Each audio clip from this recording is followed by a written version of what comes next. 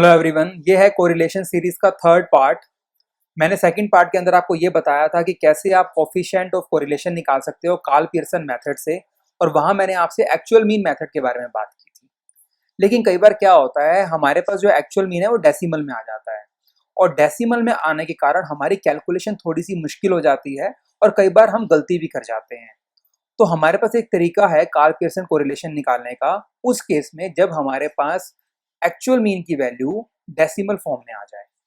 देखिए, ये ऑप्शनल है, आप चाहें तो आप डायरेक्ट मेथड मतलब एक्चुअल मीन मेथड भी यूज कर सकते हो, और अगर आप चाहें तो आप दूसरा मेथड जो कि मैं आज इस वीडियो में डिस्कस करने वाला हूं, आप उसको भी यूज कर सकते हो। आज का जो मेथड है उसका नाम है हमारा एज्यूम मीन मेथड। ये हम उस केस में यूज कर सकते हैं जब हमारे पास अर्थमेटिक मीन डेसिमल में हो या वैल्यू काफी बड़ी हो, तो हमें बेटर ये रहता है कि एज्यूम मीन मेथड को लेके चलें। उससे हमें बेनिफिट क्या रहेगा, कैलकुलेशन को हम थोड़ा इजी वे में कर पाएंगे। तो आइए चलते हैं पावर पॉइंट की तरफ और समझते हैं कैसे आप एज्यूम मीन मेथड की हेल्प से Karl Pearson coefficient of correlation को कैलकुलेट कर सकते हो। कार्ल पियर्सन कोरिलेशन को अगर हम शॉर्टकट मेथड की हेल्प से कैलकुलेट करना चाहते हैं, जो सबसे सिग्निफिकेंट चेंज हमें देखने को मिलता है वो है dx और dy की कैलकुलेशन। मैंने अपने लास्ट वीडियो में, जहाँ पे मैंने डायरेक्ट मेथड यूज किया था कार्ल पियर्सन कोरिलेशन के लिए, वहां पर dx और dy की कैलकुलेशन करते वक्त हमने हर x और y की वैल्यू में से एक्चुअल मीन को डिडक्ट किया था। लेकिन यहाँ पर क्योंकि हम शॉर्टकट मेथड यूज कर रहे हैं, तो यहाँ पर dx और dy की कैलकुलेशन के लिए हम एज्यूम मीन को लेस करेंगे x और y में से। इसका सबसे बड़ा बेनिफिट हमें क्या मिलता है कि अगर हमारे पास एक्चुअल मीन डेसिमल फॉर्म में हो, जो कि हमारी कैलकुलेशन को थोड़ा सा कॉम्प्लिकेटेड कर देता है, हम उससे दूर जा सकते हैं एज्यूम मीन की वैल्यू को कंसीडर करके। क्योंकि यहाँ पर हम dx और dy की कैलकुलेशन एज्यूम मीन से कर रहे हैं, तो आपको ऊपर फॉर्मूला में भी चेंज देखने को मिलेगा। जैसा कि आप यहाँ पे देख रहे हैं, न्यूमरेटर में हमारे पास समेशन ऑफ dx dy है minus summation of dx summation of dy by n, और हमारे पास डिनोमिनेटर के अंदर स्क्वायर रूट दे रखा है summation of dx square minus summation of ds का complete square by n। And दूसरे एक्सप्रेशन में हमारे पास है summation of dy square minus summation of dy का कंप्लीट स्क्वायर बाय n और उसका भी स्क्वायर रूट। अब ये कैसे काम करता है, आइए समझते हैं इसको एक न्यूमेरिक एग्जांपल से। हमारे पास डाटा दे रखा है एज का, स्टूडेंट्स का और रेगुलर प्लेयर्स का, और हमें कोरिलेशन निकालना है एज और रेगुलर प्लेयर्स में। ये डाटा हमें क्या कह रहा है कि 15 ईयर्स के हमारे पास टोटल 250 स्टूडेंट्स हैं, जिसमें से 200 स्टूडेंट्स ऐसे हैं जो रेगुलरली खेलते हैं, मतलब वो लगातार गेम खेल रहे हैं। ऐसा नहीं है कि कभी कभी आ गए खेलने के लिए और कभी ना आए। ऐसे ही हमारे पास 16 ईयर्स के टोटल 200 स्टूडेंट्स हैं, जिसमें से 150 रेगुलर प्लेयर्स हैं। ऐसे हमें हर एज के अंदर स्टूडेंट्स का डाटा गिवन है। हमें जो कोरिलेशन निकालना है वो निकालना है एज और रेगुलर प्लेयर्स में।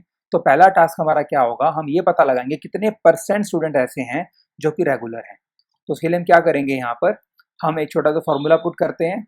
हमारे पास जो रेगुलर प्लेयर्स हैं वो है 200, बट टोटल स्टूडेंट्स कितने हैं 250। तो 80% स्टूडेंट्स हमारे पास क्या हैं, जो रेगुलर हैं 15 ईयर्स की कैटेगरी के अंदर। ऐसे ही 16 ईयर्स की कैटेगरी के अंदर हमारे पास 75% स्टूडेंट्स रेगुलर हैं। 17 ईयर्स की कैटेगरी में हमारे पास 60% student regular and so on. हमारे पास ये परसेंटेज ऑफ रेगुलर प्लेयर्स का डाटा आ चुका है, और हमारे पास यहाँ पर एज का डाटा भी है। अब हमने क्या करना है, एज और परसेंटेज ऑफ रेगुलर प्लेयर्स के अंदर कोरिलेशन कैलकुलेट करना है। तो हम क्या करेंगे, हमारे पास ये डाटा है, हमने एक्स को ले लिया जहाँ पर एज दे रखी है, वाई के अंदर हमने रेगुलर प्लेयर्स ले लिए, that is percentage of regular players. और हम क्या करने वाले हैं, सबसे पहले हम किसी एक पर्टिकुलर वैल्यू को एक्स और वाई में एज्यूम मीन मान लेंगे। जैसा आप यहाँ देख रहे हैं, एक्स में मैंने 17 को एज्यूम मीन माना है और वाई में मैंने 40 को माना है। तो dx कैसे निकालूंगा, हर वैल्यू में से मैं एज्यूम मीन को लेस कर दूंगा, 15 minus 17, 16 minus 17 and so on. हमारे पास dx आ चुका है, जिसका टोटल हमारे पास 3 आ रहा है, और इसका स्क्वायर कर दिया, -2 का स्क्वायर 4, -1 का स्क्वायर 1 एंड सो ऑन। हमारे पास टोटल आ गया इसका summation of dx square that is equal to 19। ऐसे ही y हमारे पास दे रखा है, dy निकालेंगे, हर वैल्यू में से एज्यूम मीन को लेस किया, 80 minus 40, 75 minus 40 and so on, और हमारे पास समेशन ऑफ dy आ गया 60, और इसका स्क्वायर कर दिया dy का, हमारे पास टोटल आ गया 3950। और हमने ये dx और dy को आपस में मल्टीप्लाई किया and we get the value of dx into dy। जैसा आप देख रहे हैं, 40 इंटू -2 -80, -1 इंटू 35 -35, और इसका सम ले लिया, हमारे पास आ गया -210।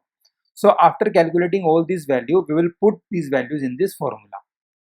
तो पुट करते हैं यहाँ पे, समेशन ऑफ dx dy क्या है, -210, ये हमें गिवन है। समेशन ऑफ dx हमारा क्या है 3, समेशन ऑफ dy हमारे पास क्या निकल कर आया है 60। हमारे पास क्योंकि इंडिविजुअल सीरीज दे रखी है तो n क्या है हमारे पास 6, ये हम यहाँ पे ले चुके हैं।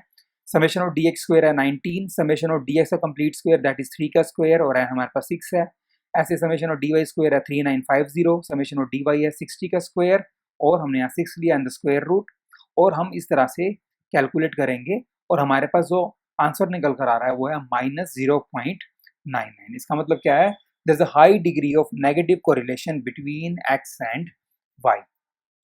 तो इस तरीके से आप शॉर्टकट मेथड को यूज करके अपनी कैलकुलेशन को आसान बना सकते हो और आपका आंसर जो है वो हमेशा सेम आएगा, चाहे आप डायरेक्ट मेथड यूज करो चाहे आप शॉर्टकट मेथड यूज करो। एक और तरीका भी है कार्ल पियर्सन कोरिलेशन निकालने का, जिसको हम कहते हैं प्रोडक्ट मोमेंट मेथड। देखिए इस मेथड की खासियत क्या है कि यहाँ पर आपको dx और dy कैलकुलेशन की कोई रिक्वायरमेंट नहीं है। जो रॉ डाटा आपको गिवन है, मतलब जो x और y की वैल्यूज आपको गिवन है, आप डायरेक्टली उन्हीं को कंसीडर कर लो। इस मेथड के अंदर आप देख रहे होंगे यहाँ पे मैंने डायरेक्टली x और y को ही लिया है। हालांकि फॉर्मूला पीछे से मिलता जुलता है, लेकिन फर्क क्या है, वहां पर हम dx और dy यूज कर रहे थे, यहाँ पर हम ओरिजिनल वैल्यू ऑफ x और ओरिजिनल वैल्यू y को कंसीडर करने वाले हैं। इस मेथड को यूज करते टाइम एक कंडीशन अप्लाई होती है, वो ये है कि ये मेथड सिर्फ उसी केस में सूटेबल है जब नंबर ऑफ ऑब्जर्वेशन बहुत कम हो। जैसे हमारे पास 4, 5 या 6, 7 ऑब्जर्वेशन है तो आप इस मेथड को यूज कर सकते हो, otherwise you should go for shortcut method और डायरेक्ट मेथड। आइए देखते हैं कैसे ये मेथड काम करता है। हमारे पास x की वैल्यू दे रखी है, y की वैल्यू दे रखी है, हमारे पास ये फॉर्मूला दिया हुआ है, तो इस फॉर्मूला के अकॉर्डिंगली जो भी इंफॉर्मेशन चाहिए हम निकाल लेते हैं। So we need summation of x, हमने इसका टोटल ले लिया that is -105। We need summation of x square, हमने हर वैल्यू का स्क्वायर किया, टोटल ले लिया 2275 आ गया। We need summation of y, हमने टोटल ले लिया y का 155। वी नीड y का स्क्वायर, तो हमने क्या किया, y का स्क्वायर लिया और उसका भी सम ले लिया that is 5525। And we need x and y, तो x और y को मल्टीप्लाई कर दिया और उसका सम ले लिया दैट इज -1900। अब ये वैल्यूज कैलकुलेट करने के बाद हमने इसको फॉर्मूला में पुट करना है। देखिए हमने समेशन ऑफ एक्स वाई को पुट किया, -1900 है, समेशन ऑफ एक्स क्या है -105, समेशन ऑफ वाई क्या है 155, टोटल नंबर ऑफ वैल्यू हमारे पास 6 हैं। हमारे पास समेशन ऑफ एक्स स्क्वायर है 2275, समेशन ऑफ वाई स्क्वायर है 5525 और यहाँ पर समेशन ऑफ एक्स का कंप्लीट का स्क्वायर दैट इज -105 का स्क्वायर और समेशन ऑफ वाई कंप्लीट का स्क्वायर दैट इज 155 का कंप्लीट स्क्वायर बाय 6। और ये सारी वैल्यूज पुट करने के बाद हम लोगों ने जब कैलकुलेशन किया तो हमारे कोरिलेशन आ रहा है +0.99, जो मैं क्या कह रहा है कि x और y के अंदर हमारे पास high degree of positive correlation है। So that was all about assumed mean method of Karl Pearson coefficient of correlation. I hope आपको ये वीडियो अच्छा लगा होगा, तो इसको लाइक एंड शेयर करना ना भूलिएगा। और अगर आपने मेरा चैनल सब्सक्राइब नहीं किया है तो please do subscribe my YouTube channel. Thank you so much for watching this video.